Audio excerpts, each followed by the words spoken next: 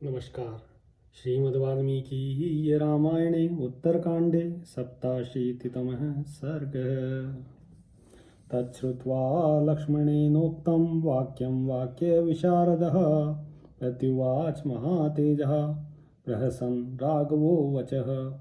लक्ष्मण की कही हुई यह बात सुन बातचीत की कला में निपुण महातेजस्वी श्री रघुनाथ जी बोले, एवमेव नरश्रेष्ठ यथा वदसि लक्ष्मण वृत्रघातम् अशेषेण वजिमेधफलं य च यत्।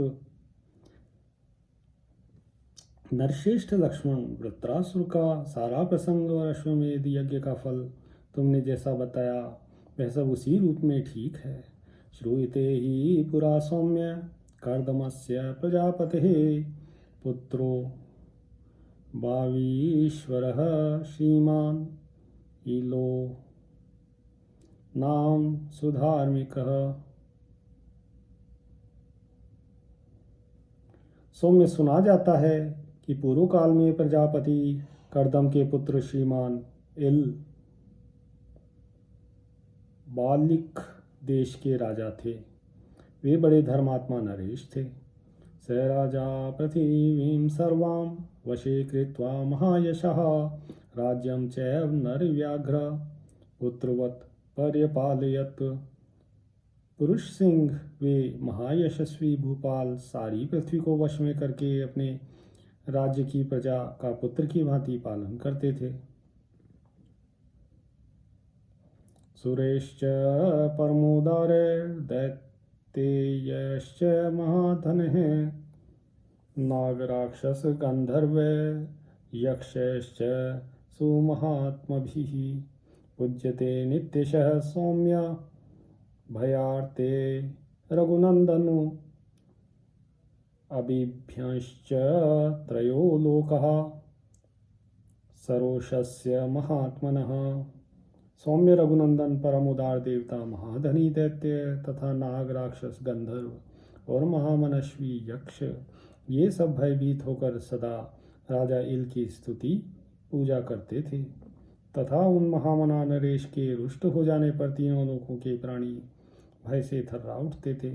स राजा तादृशो अप्यासीद धर्मे वीर्ये च निष्ठितः बुद्ध्या च परमोदारो बालिकेशो महायशः। ऐसे प्रभावशाली होने पर भी बालिक देश के स्वामी महायशस्वी परमोदार राजा एल धर्म और पराक्रम में दृढ़तापूर्वक स्थित रहते और उनकी बुद्धि भी स्थिर थी। स प्रचक्रे महाबाहु मृग्याम रुचिरे वने चैत्रे मनोरमे मासे सभृत्य बलवाहनः। एक समय की बात है, सेवक सेना और सवारियों सहित उन महाबाहु नरेश ने मनोरम चैत्र मास में एक सुंदर वन के भीतर शिकार खेलना आरंभ किया। प्रजग्ने स नृपो अरण्ये भ्रगांशत सहस्रशः हत्येव तप्तिर्नाभूच राज्ञस्तस्य महात्मनः। राजा ने उस वन में सैकड़ों हजारों हिंसक जंतुओं का वध किया, किंतु इतने ही जंतुओं का वध करके उन महामनस्वी नरेश को तृप्ति नहीं हुई।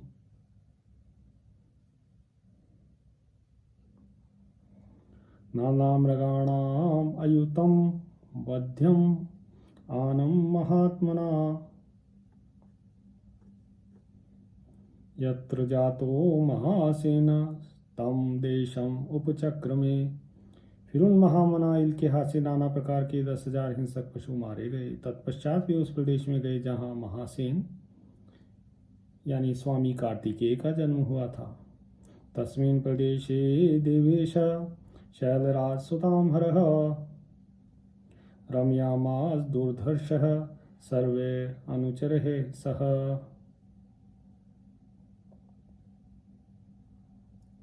उस स्थान में देवताओं के स्वामी दुर्जय देवता भगवान शिव अपने समस्त सेवकों के साथ रहकर गिरिराज कुमारी उमा के साथ रहते थे।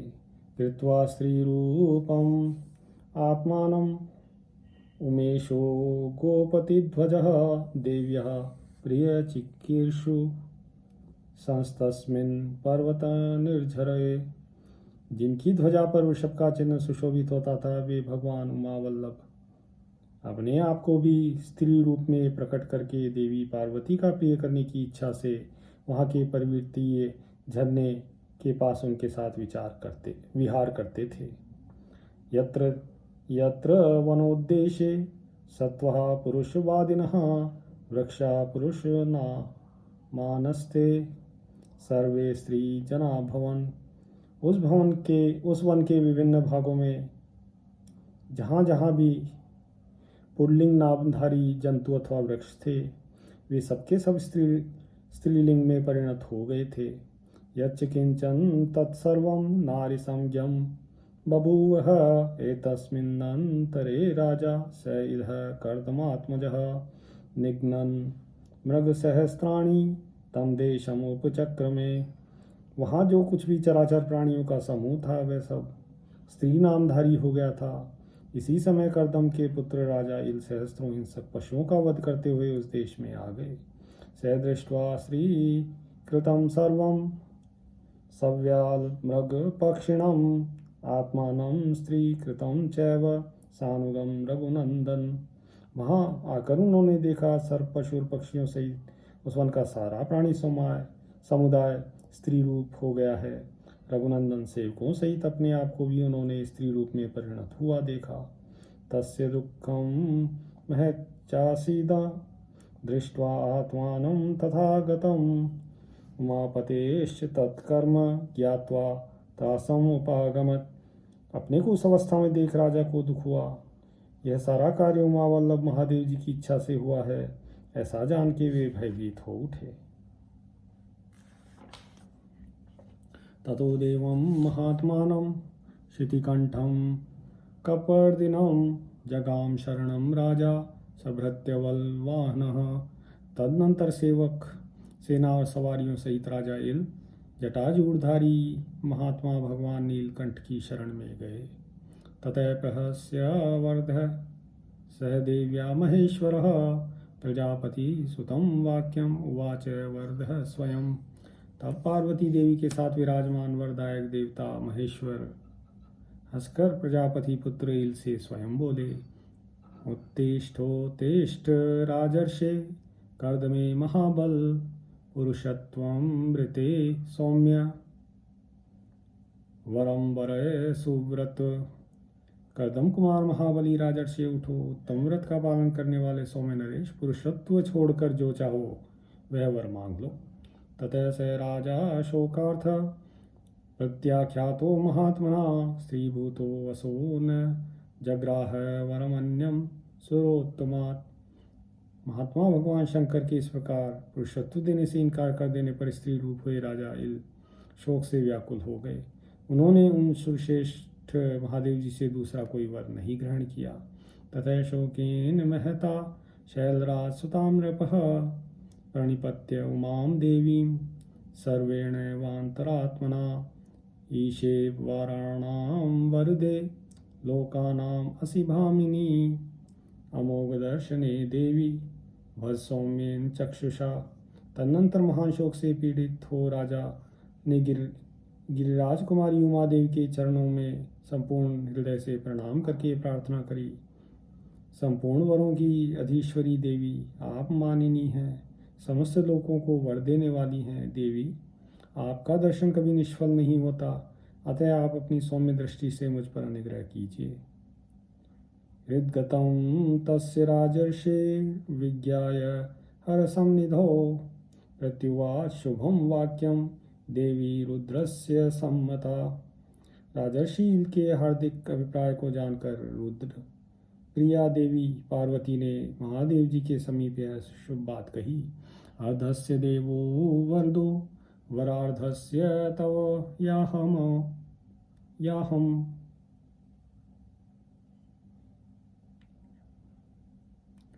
तस्मादर्धं गृहाण त्वं स्त्रीपुंसोर्यावदिच्छसि। राजन, तुम पुरुषत्व प्राप्ति रूप जो वर चाहते हो उसके आधे भाग के दाता तो महादेव जी हैं और आधा वर तुम्हें मैं दे सकती हूँ।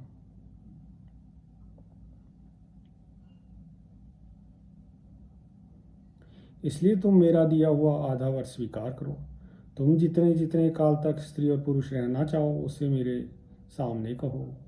तदद्भुततरं श्रुत्वा देव्या वरम् अनुत्तमं सम्प्रष्टमना भूत्वा राजा वाक्यम् अथाब्रवीत्। यदि देवी प्रसन्ना मे रूपेण प्रतिमा भुवि मासं स्त्रीत्वम् उपासित्वा मासं स्याम पुरुषः पुनः। देवी पार्वती का वह परम उत्तम और अत्यंत अद्भुत वर सुनकर राजा के मन में हर्ष हुआ और वे बोले, देवी यदि आप मुझ पर प्रसन्न हैं तो मैं 1 मास तक भूतल पर अनुपम रूपवती स्त्री के रूप में रहकर फिर 1 मास तक पुरुष होकर रहूं। ईप्सितं तस्य विज्ञाय देवी सुरुचिरानना प्रत्युवाच शुभं वाक्यम् एवमेव भविष्यति। राजन् पुरुषभूतस्त्वं स्त्रीभावं न स्मरिष्यसि स्त्रीभूतश्च परं मासं न स्मरिष्यसि पौरुषम। राजा के मनोभाव को जानकर पार्वती देवी जी ने यह शुभ वचन कहा। ऐसा ही होगा राजन, जब तुम पुरुष रूप में रहोगे उस समय तुम्हें अपने स्त्री जीवन की याद नहीं रहेगी, और जब तुम स्त्री रूप में रहोगे उस समय तुम्हें 1 मास तक अपने पुरुष भाव का स्मरण नहीं होगा। एवं स राजा पुरुषो मासं भूत्वाथ कार्दमीहि त्रैलोक्य सुंदरी नारी मासमेक मिलाभवत। इस प्रकार कर्दम कुमार राजा इल 1 मास तक पुरुष रहकर फिर 1 मास त्रिलोक सुंदरी नारी इला के रूप में रहने लगे। इत्यार्षे श्रीमद् रामायणे वाल्मीकिये आदि काव्ये उत्तरकांडे 87तमः सर्गः। सियावर रामचंद्र पद जय शरणम्।